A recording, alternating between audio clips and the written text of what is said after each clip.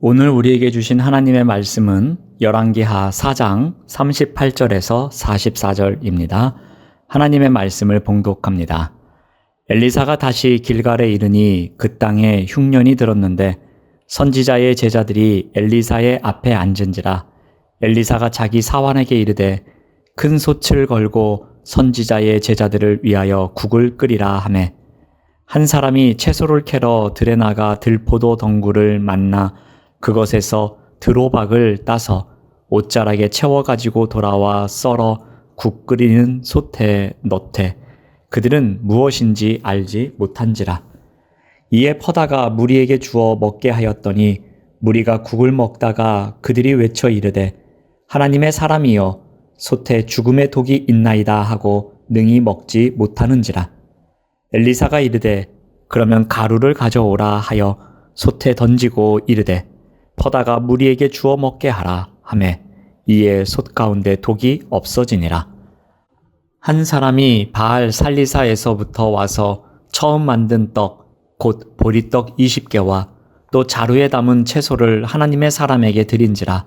그가 이르되 무리에게 주어 먹게 하라.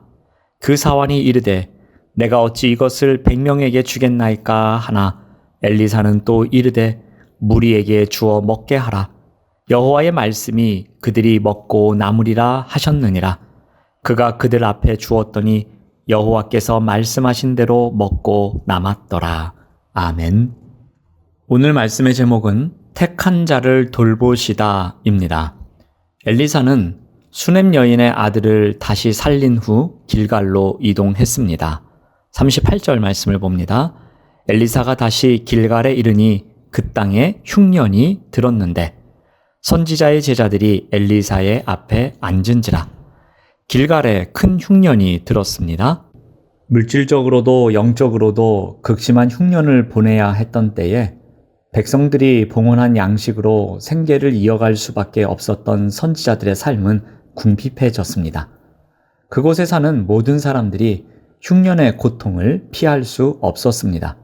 그런데 하나님께서는 이와 같은 어려움 속에서 하나님의 시간들을 끝까지 돌보십니다. 어떻게 돌보셨을까요? 먼저 38절에서 39절 말씀을 봅니다. 엘리사가 자기 사환에게 말합니다. 큰 솥을 걸고서 선지자의 제자들을 위하여 국을 끓이라고 명령합니다. 그러자 한 사람이 채소를 캐러 들에 나갑니다. 그리고 들포도 덩굴을 만납니다. 그곳에서 드로박을 따서 옷자락에 채워가지고 돌아옵니다. 그리고 그것을 썰어서 국 끓이는 솥에 넣습니다. 그런데 그들은 그것이 무엇인지 알지 못했습니다. 여기서 한 사람이 밭이 아닌 들로 나가야 했습니다. 이것은 무엇을 의미합니까? 이미 밭에는 먹을 것이 없다는 것을 말합니다. 밭은 이미 메말랐고 황폐했기에 들로 나가서 먹을 것을 찾았던 것입니다. 이때 들에서 구한 것이 드로박이었습니다. 그리고 국을 끓이는 솥에 제자 하나가 드로박을 썰어서 넣었습니다. 들포도 덩굴에는 초록색 사과처럼 생긴 열매가 맺힌다고 합니다. 그런데 이것을 섭취하면 복통이 오게 되며 자칫 죽음에도 이를 수 있었다고 합니다. 그런데 그 제자는 독성이 있는 사실을 인지하지 못했습니다. 먹을 수 있는 채소의 한 종류로 착각하고 국에다 넣었던 것입니다. 결국 문제가 발생했습니다. 굶주린 제자들이 국을 먹으려 했을 때에 드로박의 쓴맛 때문에 국에 독이 있음을 알게 됩니다. 모두가 배고픈 상황에서 누군가의 잘못으로 인해 음식을 못 먹고 버리게 되었으니 동요가 일어날 상황이었습니다. 풍족한 때였다면 당장 그 국을 쏟아 버렸겠지만 이들은 차마 그렇게 하지 못할 정도로 절박했습니다. 이때 엘리사가 어떻게 합니까? 41절 말씀을 봅니다. 엘리사가 이르되 그러면 가루를 가져오라 하여 솥에 던지고 이르되 퍼다가 무리에게 주어 먹게 하라 하매 이에 솥 가운데 독이 없어지니라. 엘리사는 전에 소금을 사용하여 쓴 물을 정화했듯이 이번에는 가루를 솥에 넣습니다. 그리고 솥에 담겨 있던 독이 사라집니다. 먹을 수 없어 버려야 했던 음식이 제자들에게 귀한 양식으로 탈바꿈하게 되었습니다. 이 모든 사건의 주체는 누구입니까? 엘리사에게 특별한 재료가 있었던 것도 아닙니다. 가루를 넣는다고 해서 해독이 되었겠습니까?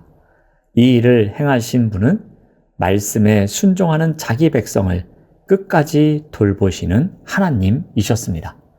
기근 속에서 좌절과 절망에 빠져 있는 하나님의 백성을 버리지 않으시는 하나님의 사랑을 발견하게 됩니다. 이를 통해 무엇을 붙잡고 살아야 하는지 가르쳐 줍니다. 하나님만 붙잡으면 살 길이 있다는 것을 성경은 가르쳐 주고 있습니다. 하나님의 역사는 여기서 끝이 아니었습니다.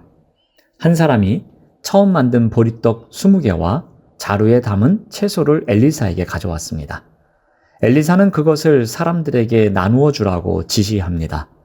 사람에 비해 음식의 양이 턱없이 부족했습니다. 보리떡 20개는 100명이 먹기에는 한참 부족했습니다. 아무리 계산을 해보아도 20명밖에 먹을 수 없는 분량으로 100명을 먹일 수 없는 노릇이었습니다.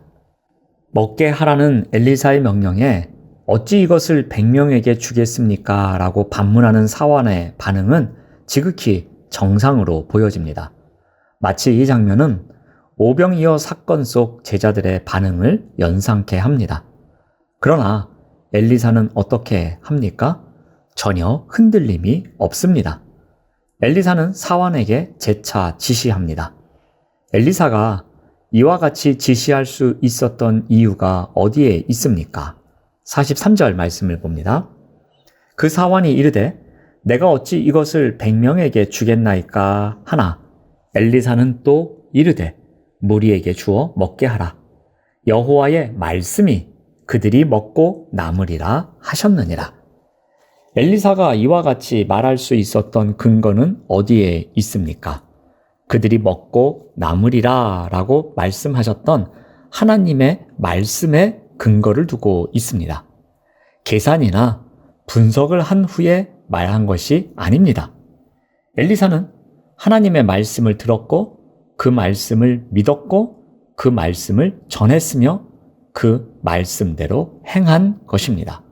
그러자 어떤 일이 일어납니까? 하나님의 말씀대로 적은 음식이었지만 100여 명의 사람들이 배부르게 먹고 심지어 남기까지 했습니다. 보리떡과 채소는 사실상 100여 명에게는 초라한 음식이었습니다. 그러나 거기에 하나님의 권능이 임했고 많은 사람이 배불리 먹고 남기기까지 했습니다.